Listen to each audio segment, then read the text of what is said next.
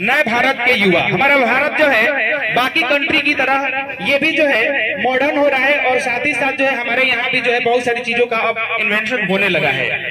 पहले बात तो ये है कि किसी भी राष्ट्र को विकसित होने के लिए एजुकेशन होना बहुत जरूरी होता है, क्योंकि शिक्षा नहीं रहेगा तो हम लोग अच्छा सोच नहीं पाएंगे, किसी चीज का आविष्कार नहीं कर पाएंगे, इसलिए एजुकेशन जरूरी है।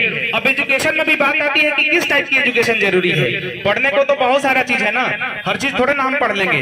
अब हम तैयारी कर रहे होंगे एसएससी का, तो रेलवे का किताब पढ़ेंगे तो उससे तो कुछ होने वाला नहीं है, इसलिए भी हमें प्रॉपर क्या पढ़नी है इस चीज के बारे में भी स्ट्रेटेजी बनाना पहले जरूरी होता है। तो क्या ऐसा चीज पढ़ेंगे, कैसी एजुकेशन डेवलप की जाए हमारे इंडिया में भी, कि हमारा इंडिया भी जो है डेवलप्ड कंट्री बने। आप कभी सोचे हैं, हम लोग बहुत सारे चीजों का प्रयोग करते हैं, हमारे हाथ में माइक्रोफोन है, आप लोगों के हाथ में मोबाइल दिख रहा है, और भी बहुत लोगों के हाथ में बहुत सारी चीजें हैं, कोई बाइक भी चला रहा है, अभी इधर से बस यहाँ से पास होके गई हुई है। हम इन सारे चीजों पर अगर एक बार नजर डालें और ये सोचें कि क्या इन सारे चीजों में से कुछ चीजें हमारे देश में भी बनी है क्या, तो आप इसका आंसर खुद जान जाएंगे कि नहीं नहीं, इसमें से 99% चीजें ऐसी हैं जो हमारे देश में बनी ही नहीं है। आखिर क्या कारण है?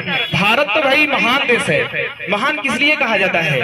हालांकि वो तो अलग बात हो जाएगी, संस्कृति की वजह से महान हम लोग जाने जाते हैं। क्यों नहीं हम लोग इन क्षेत्रों में भी अपना कुछ योगदान देते हैं? क्यों नहीं हमारे देश में बस बनता है, मोबाइल बनता है? आपको पता होना चाहिए कि जिस मोबाइल का हम यूज करते हैं ये भी दूसरे कंट्री में बना है।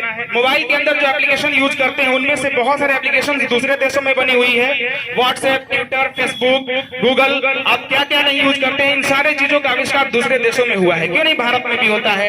भारत में भी तो बहुत सारे अच्छे अच्छे लोग हैं और बहुत बड़ी बड़ी योगदान भी दिए हुए हैं भारत को। तो फिर आखिर भारत पीछे क्यों रह गया? देखिए मेन पॉइंट यहाँ पे यही है कि भारत जो है, भारत एजुकेशन में बहुत आगे था। पहले आप लोग सुने होंगे कि भारत में एक नालंदा विश्वविद्यालय था, भारत में क्या बिहार में ही था, जिसको कि अब तो ध्वस्त कर दिया गया है। और नालंदा यूनिवर्सिटी एक ऐसा यूनिवर्सिटी था जहाँ पे एजुकेशन प्राप्त करने के लिए दूसरे देशों से लोग यहाँ पे आया करते थे। दूसरे देशों से मैं बताऊंगा आपको कि कैसे कैसे लोग, तो आश्चर्य होगा आपको। वहां से सिर्फ एक मामूली बच्चे नहीं, बल्कि वो लोग यहाँ पे पढ़ने के लिए आया करते थे जो लोग पहले से ही ज्ञानी होते थे। वो समझिए, वो भारत में आते थे, और भारत में भी कहा, बिहार में आते थे। बिहार में नालंदा यूनिवर्सिटी में आकर के वो सीखते थे, पढ़ते थे यहाँ पे बौद्धिक लिटरेचर और भी क्या क्या नहीं सीख करके यहाँ से वो गए और यहाँ से सारी चीजों को ले जाकर के अपने देशों में लागू किया और अपने देश को इतना आगे बढ़ा दिए। सारा चीज हमारे भारत में, बिहार में अवेलेबल होते हुए भी हम लोग अपने भारत को, बिहार को आगे क्यों नहीं बढ़ा पाए? तो कारण यही है कि हम लोगों ने अपने एजुकेशन पे ध्यान ही नहीं दिया। ठीक है, एजुकेशन पे हमें बहुत ध्यान देना जरूरी है। टॉपिक भी हमारा यही है, मैं यहाँ से भटक नहीं रहा हूँ, मैं इसी के आसपास हूँ। नए भारत के युवा, ये जो नए भारत के युवा हैं, ये कैसे भारत को निर्माण करेंगे, अपने अंदर क्या चीज का विकास करेंगे कि भारत का जो है विकास हो, हमारे समाज, हमारे राज्य, हमारे देश का विकास हो, ऐसा क्या वो अपने अंदर डेवलप करें। मेरे ख्याल से यही लगता है कि सभी को जो है स्किल एजुकेशन की जरूरत है। चाइना की बात अगर हम करें तो देखिए, चाइना के स्कूल से ही जो है, चाइना के स्कूल का जो एजुकेशन है, यानी एजुकेशन पॉलिसी जो है चाइना में, वहाँ की एजुकेशन पॉलिसी कुछ ऐसी है कि सारे बच्चों को स्किल एजुकेशन दी जाती है। यानी पढ़ने के साथ साथ ही जो है किसी न किसी चीज को सिखाया जाता है कि वो बच्चे क्या करें ताकि वो जो है कभी अपने जीवन में असफल न हो।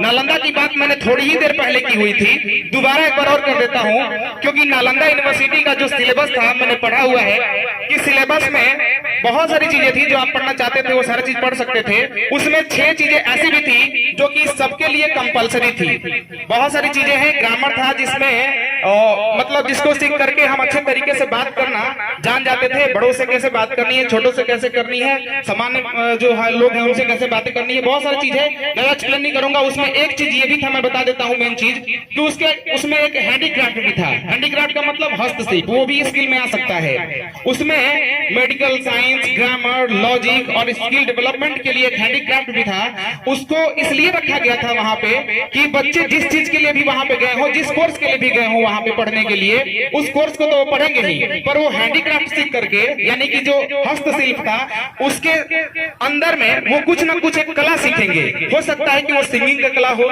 या ये भी हो सकता है कि वो किसी चीज को बनाए, मतलब यही मोबाइल बनाना या कोई भी चीज हो सकता है, उस जमाने के अनुसार या इस जमाने के अनुसार कोई ना कोई एक कला सीख लेंगे अपने लक्ष्य के अनुसार। अगर वो नहीं भी सफल हो पाए कि मुझे इस तरह की नौकरी करनी है, तो भी वो अपने जीवन में बेकार नहीं होंगे। अपने गुणों के आधार पे, स्किल के आधार पे जो है वो अपने जीविकोपार्जन जो अच्छे तरीके से कर सकते थे, और साथ ही साथ जो है नाम भी कमा सकते थे। ऐसा था हमारा नालंदा यूनिवर्सिटी का सिलेबस, ठीक है। और सोचना ये है, और दुख की बात यही है कि हमारे देश में इतनी सारी चीजें होते हुए भी आज हमारे देश से जो है सारी चीजें चली गई। अब हम एजुकेशन पे भी उतना ध्यान नहीं देते हैं। हालांकि अब धीरे धीरे जो है बच्चे जागरूक होने लगे हैं, सब लोग पढ़ने लगे हैं, तो सबको इस बात पे ध्यान रखना जरूरी है कि हम पढ़ रहे हैं तो क्या पढ़ें। सिर्फ नौकरी लेना ही सक्सेस नहीं होता है।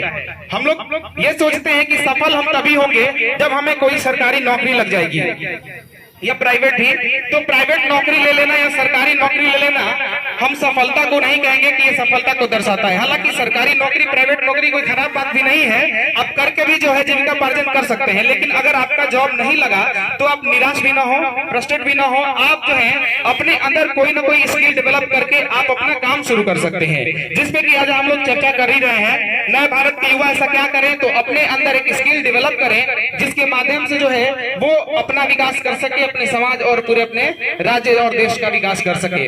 बहुत सारी बातें हैं जिसमें और भी हमारे बहुत ही ज्ञानी लोग हैं, हमारे गुरुजी बिहारी सर भी यहाँ पे उपस्थित हैं, तो ये भी बहुत सारी बातें आपको बताएंगे।